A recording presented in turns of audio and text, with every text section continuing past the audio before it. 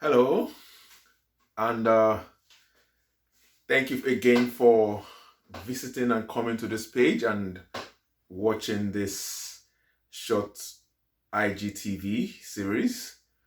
And please like and share with your friends. And I hope that we are all getting ready for a post-COVID world. Post-COVID world. I'm definitely looking forward to that. And I just had to drop this. Big shout out to all Chelsea fans. We rock. Yeah, that's what champions are made of. But anyway, that was on a lighter note. Today, if maybe I'm sure some of you will recollect that I recently shared a post about one of, I would say, my saddest story in the Bible, which happens to be the story of Samson and Delilah. And you will find that in the book of Judges, chapter 16. And I just feel that it was important for me to share some of the things I could glean from that story.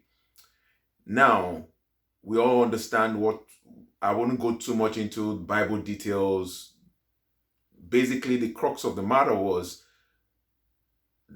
there was this lady who kept nagging at Samson, trying to know the secret of his strength, and he never for once realized that why are you asking for the secret of my strength? Because every time he told her one thing, people came in the next day to attack him based on what he told her.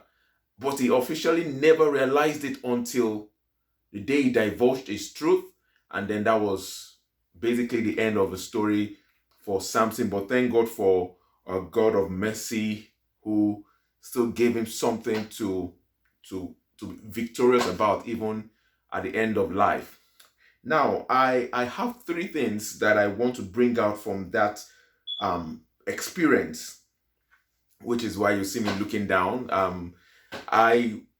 The first thing I want to talk about is when do we draw the line? Now, I'm looking at Samson as one of us, and the question I ask is, when do we draw the line between training and indulging our children?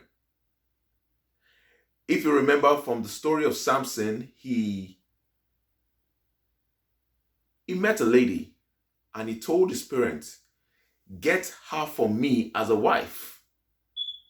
The way that statement was positioned shows that this was a boy that was obviously indulged. Yes, his parents had a lot of revelation about his birth, and I'm sure they must have they found that much potential. And we see it in our own life at times when maybe we feel that a particular kid is specially endowed compared to others, and we tend to pour out all our affection on that child. We tend to indulge that child in whatever they may be doing, which could be to his detriment, because you see that what happened to Samson. He said, "Get her for me as a wife." And his parent told him, "But are there no other ladies in Israel that you could actually find a good lady among?" And he said, "No, I need her to be my wife." And that was the same thing that happened to Delilah as well. He went out and he found himself a young lady and he decided to settle with her. So it is important for us as parents, and also not just biological parents, but also spiritual parents, not to indulge those that are like children to us, those that we have a responsibility towards, to ensure that there's a balance in ensuring that there is training and not indulging them.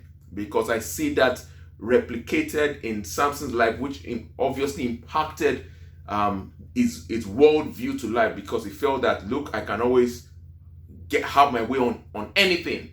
I can have my way on anything. There were no guardrails for him, because if he had guardrails, I'm sure he would have been able to listen to his parents to say, you cannot have this as a wife. If you remember the story of Esau as well. That was the problem with Esau as well, that he just went ahead and got married to these foreigners, and Bible says his parents were not happy with it. We must be able to raise our children, and for them to be able to understand that we are providing guidance for them, we are providing training for them, and trusting God that God will be able to build up on whatever we've told them. So that's the first thing I want to talk about. There's so much to talk about, but I can't really go into so much depth rather. Now, the second thing is, why was he always looking for love outside? That's such a very big question for me. Now, why was he always looking for love in the wrong places? Now, I want you to ask yourself, why am I looking for validation in the wrong places? Why am I looking for acceptance in the wrong places? Those are big questions that we need to ask ourselves so that we don't run into the same mistakes like Samson. Why was he looking for love outside, and why was he looking for it in the wrong places? As much as we don't want to look at the parents and say, were the parents not showing him enough love? We can see even from the first question I asked that they must have showed him so much love, indulging him. But what exactly was he looking for? So we have to look at him now as someone at the age of responsibility. That why was he always looking out to find love? You need to, as an individual and as a Christian, where do you get your validation from? The validation of your love. And that is where you see people in abusive and toxic relationships, because they feel that maybe that person is buying them gifts. They feel that is their validation, and yet they will keep on going through that abusive and toxicity just to get validated. Where do you get your validation from? Where do you get your sense of acceptance from? There is no greater place for acceptance other than the presence of God, other than a body of believers, other than that person that God, whether you're in a marriage or you're not yet in a marriage, there are people that God has surrounded you with who can give you the right God-like validation. Not validation from the wrong set of people. He went to see with another lady. Even the first wife he wanted to get married to, he was cheated out of it. He was cheated out of it. The lady was willing to sacrifice her relationship with him just to satisfy her own 30 brothers. Incredible. And he lost. And Bible said that lady was given to his best man at the end of the day. So please, in your search, this now goes in another direction apart from the first question. In your search for a love relationship, be careful where you are getting your validation from. Be careful who you are intertwined with. Be careful to ensure that it is someone that inspires you and not bring you down. People in a toxic relationship, it's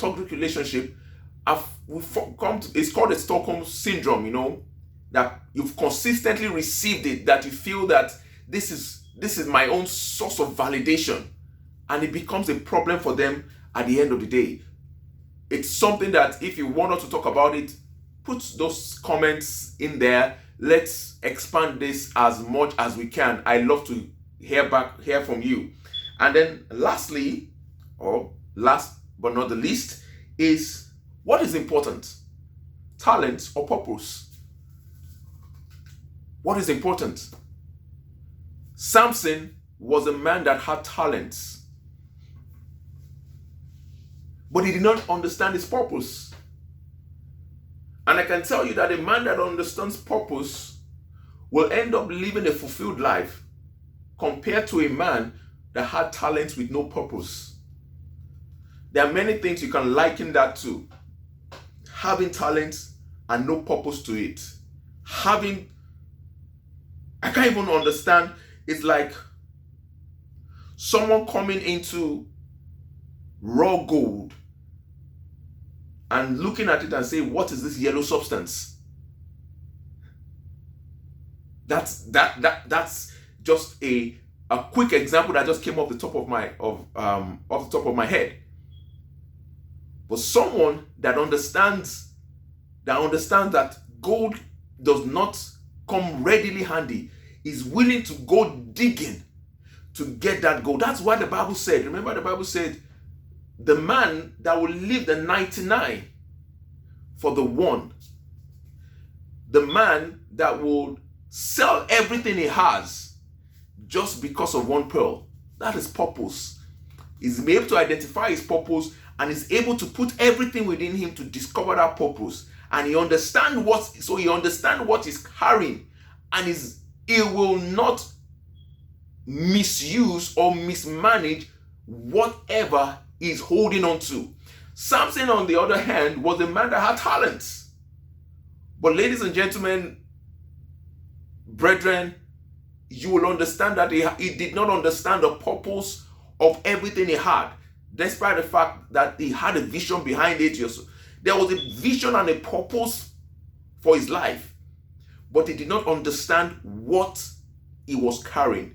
So the question I'm speaking to you today is, do you understand what is inside of you? Do you understand what you are carrying on the inside of you? Do you understand some of us have been blessed with the ability to speak life into people. But a lot of times we use our mouths to say the wrong things about ourselves, about people, not knowing that our words have power within them.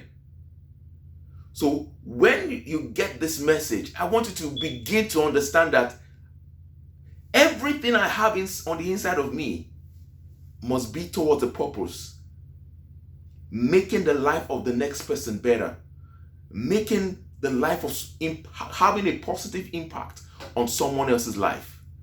These are just some of the 3 things I've been able to glean, and I wish I could shed more light on it, but I need you to get thinking about this, and I know that as you watch, as you make your comments, as you like, you will definitely have things to reflect on and things to bring into your own life, things to give to your children, things to look out for in your relationship, and ways you are going to channel your own life. You are not going to fall into the hand of a Delilah, because you are not going to find someone who is hell-bent on bringing you down. You are not going to fall into that kind of relationship. You are not going to be looking for love in the wrong places. These are my prayers for you today, and I pray that God bless you as you listen. Please, once again, like our page, share our page, and you will be blessed. Do enjoy the rest of your day. Bye.